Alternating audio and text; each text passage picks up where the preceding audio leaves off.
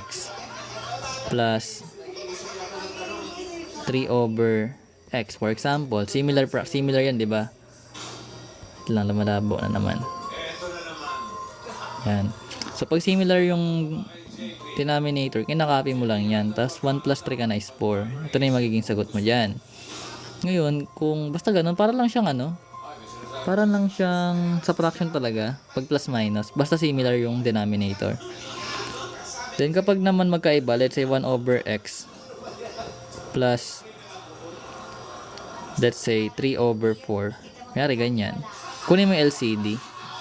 Pag sinabi nating LCD, list common denominator. Pagdating sa variable, yung pinakamaliit, 'di ba? Meron ka dito ang number na 1 kasi 1x 'yan eh.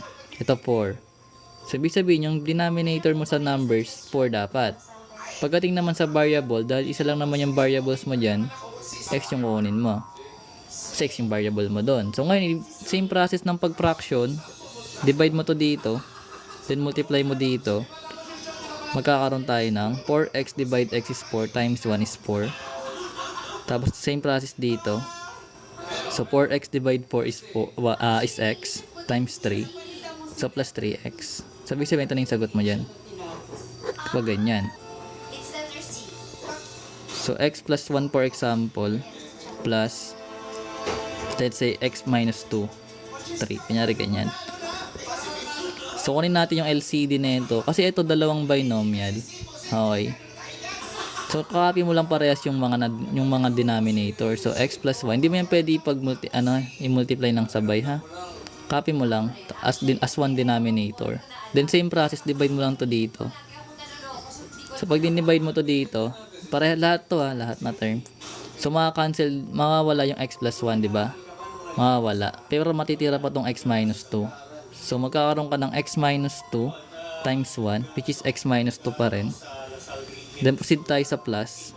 Itong kabila. Pagdating naman sa side na to, makakancel tong x minus 2 mo, may matitira ka pang x plus 1. So, ngayon si x plus 1, ita-times mo yun kay 3 sa numerator. Which means, magkakaroon ka ng 3 times x plus 1. Ngayon, pag in-expand mo to, magiging 3x plus 3. Then, i-combine mo lang yung similar terms dyan. Which means, itong x plus 3x magiging 4x. Tapos, yung negative 2 plus 3 is positive 1. Then, i-copy mo yung denominator. Okay. So, ganito na yung magiging sagot mo. Kung gusto mo to expand, gamitan mo ng FOIL method. Depende sa'yo. Hindi porket may x ka-cancel mo. Ang pwede lang dito makancel kapag na factor out mo na.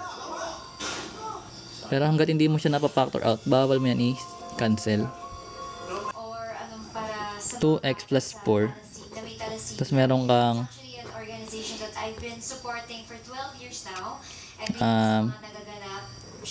2x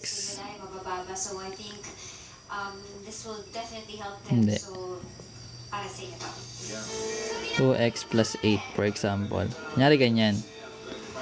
Meron kang 2x plus 4, 2x plus 8. Pwede mo muna ito i-factor out. Yung numerator pati denominator pwede mo i-factor. Sabihin, yung 2x plus 4, pwede mo ilabas yung 2. Then, kasi divisible yung 2 and 4 by 2, diba? So, magkakaroon ka dito ng x. Tapos, dito magiging 2. Kapag in-expand mo to, magiging ganito siya.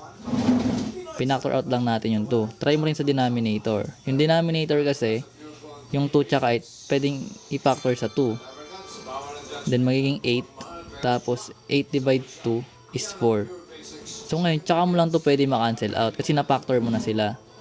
Pero pag hindi mo siya na-factor, bawal mo siya i-cancel. Hindi porket may 2x to, ka-cancel mo dito sa baba. Hindi po ganyan yan, ha. Mali yan.